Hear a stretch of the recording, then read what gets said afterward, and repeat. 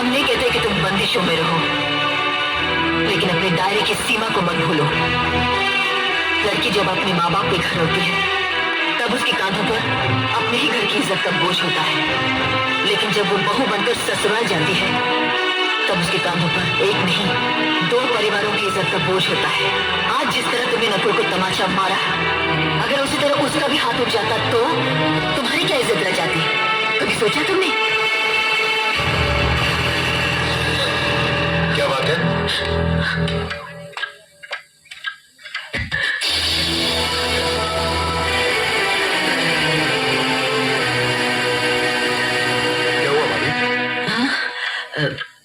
कुछ नहीं, मीना कह रही थी कि उसे खाना बनाना नहीं आता।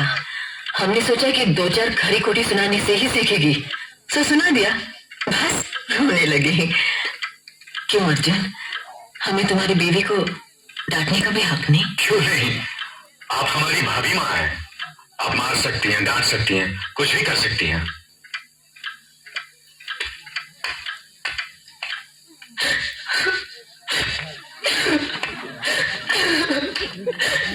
मैंने भूल की जो मैं लोगों के बीच आ गई। मेरी तो इस घर में कोई इज्जत ही नहीं है। जब देखो तो सब मेरी इज्जत करते रहते हैं। मैं तुमसे रो रही हूँ, तुम पूछ भी नहीं रहे हो कि मैं क्यों रो रही हूँ। बेकार रो रही है तो कौन पूछेगा? अच्छा, तो मैं तुम्हारे लिए और इस घर के लिए बेकार हो गई हूँ। अरे बेकार तो तुम हो गए अपने परिवार के बीच में रहकर। मैं कब से बोली जा रही हूँ, तुम हो के सुन ही नहीं रहे हो। इंसान की चीख सुनकर लोग शुभ अशुभ का विचार करते हैं, लेकिन जब मेंढकी को जुकाम होता है उसकी चीख की कोई परवाह नहीं करता। ये मत भूलो कि जब मेंढकी चिल्लाती है तो आंधी और तूफान आते हैं। आंधी और तूफान आएंगे तो उसका नतीजा तुम्हें ही भुगतना पड़ेगा। तो फिर ठीक है, अब मैं तुम्हारे साथ तभी रहूंगी जब तुम मेरे साथ मेरे डैडी के घर रहोगे।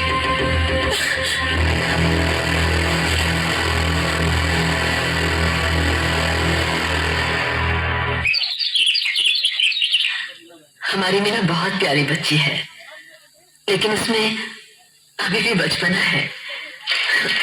हमारे तौर तरीकों को नहीं जानती है ना, लेकिन आहिस्ता आहिस्ता हम उसे सब सिखा देंगे।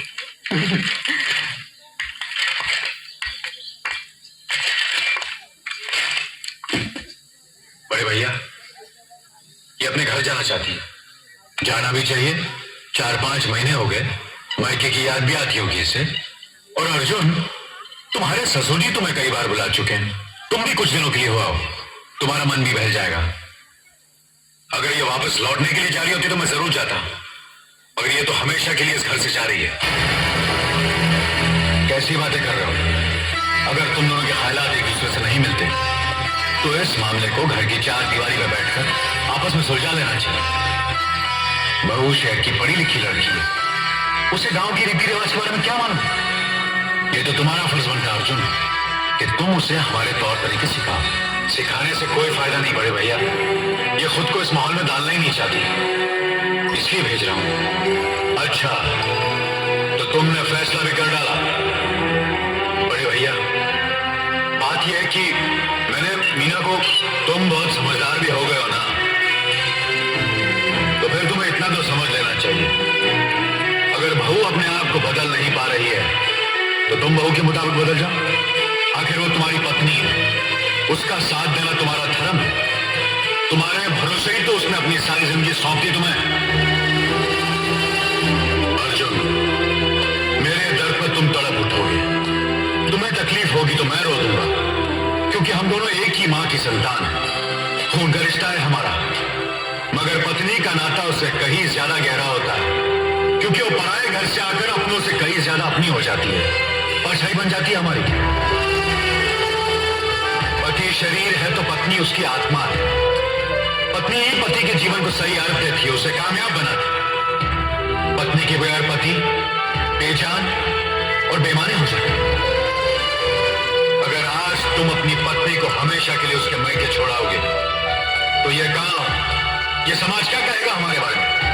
जरा सोचो अर्जुन, न्याय के सिंहासन पर बैठकर जो लोगों के अच्छे बुरे का फैसला करता है, अगर उसी के घर में नाइंसाफी होगी तो लोग हंसेंगे हम पर, किसी को मुंह दिखाने के काबिल नहीं रहेंगे हम। बड़े भैया, मुझसे भूल हो गई, मुझे माफ कर दीजिए।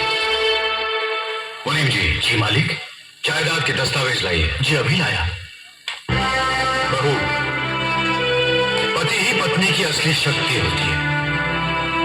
हमारे पुरखों ने कुल धर्म पत्नी के बारे में कहा है, जो पति के काम में उसकी मददगार हो, उसे अच्छी सलाह दे, जो दासी की तरह उसकी सेवा करे, मां की तरह उसे खिलाए पिलाए, लक्ष्मी का रूप और धरती की तरह उसमें सहन शक्ति हो, वही आदर्श पत्नी होती है। औरत की सोच मर्द का मुकद्दर बनाती है। वो जब बनाने पर आती है तो कुटिया को महल कर देती है, और जब बिगाड़ने पर उतरती है तो महल को मिट्टी का ढेर बना देती है। मालिक, ये जायदाद के दस्तावेज हैं। हमारी जमीन जायदाद कहां कहां है और कितनी है, उसका हिसाब किताब ना बाबूजी को मालूम था, ना हम तीनों भाइयों को मालूम है। बहू, तुम पढ़ी लिखी हो, आज से इसका हिसाब किताब तुम देखोगी। लक्ष्मी जी। अपनी चाबी वो गुच्छा और ये कागजात बहू को दे दो।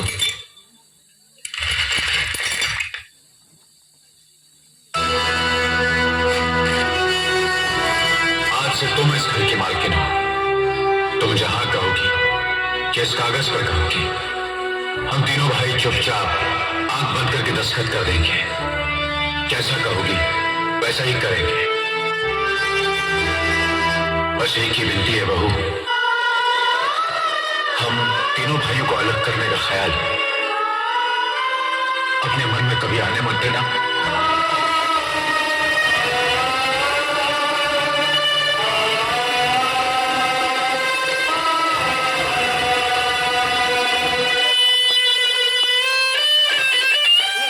बहुत अच्छा किया तुमने बहू, बहुत अच्छा किया। इनकी आंखों में आंसू देखने की हमने सपने में भी उम्मीद नहीं की थी, लेकिन तुमने हमें दिखा दिया। बहुत अच्छा किया तुमने, बहुत अच्छा किया।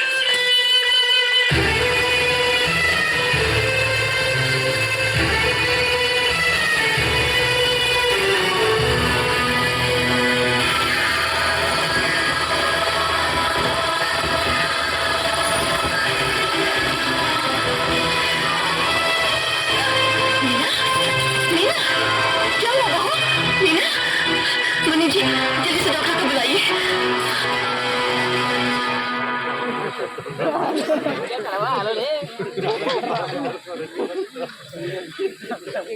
घबराने की कोई बात नहीं, ये मां बनने वाली है।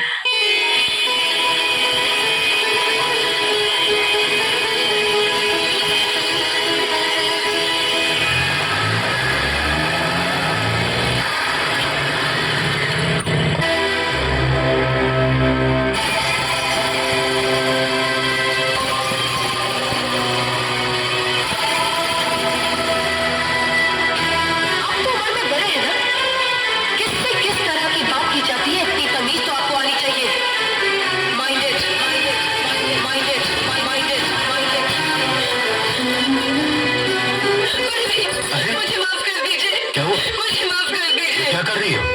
अपने पापा का प्रायश्चित कर रही हूँ। मैंने आप जैसे देवता का अपमान किया है, आपका दिल दुखा है, मुझे माफ कर दीजिए बड़े भैया, मुझे माफ कर दीजिए, मुझे माफ कर दीजिए। लक्ष्मी, मुझे माफ कर दीजिए बड़े भैया, मुझे माफ कर दीजिए, मुझे माफ कर दीजिए। तुम ऐसे नहीं बैठना चाहिए, इससे बच्चे पर असर पड़ेगा बेटे। मैं आपकी भी दोषी हूँ दीदी, आपने जेठानी की जगह माँ बनकर मेरी गलतियों को बर्दाश्त किया, और मैं अब आकर आपकी बेटी न बन सकी। मुझे माफ कर दीजिए दीदी, मुझे माफ कर दीजिए। अब चुप भी हो जाओ। तो हमने कब तुम्हारी बात का बुरा माना? हाँ, ले, रोते नहीं, रोते नहीं। संस्कृति, संस्कार, रीति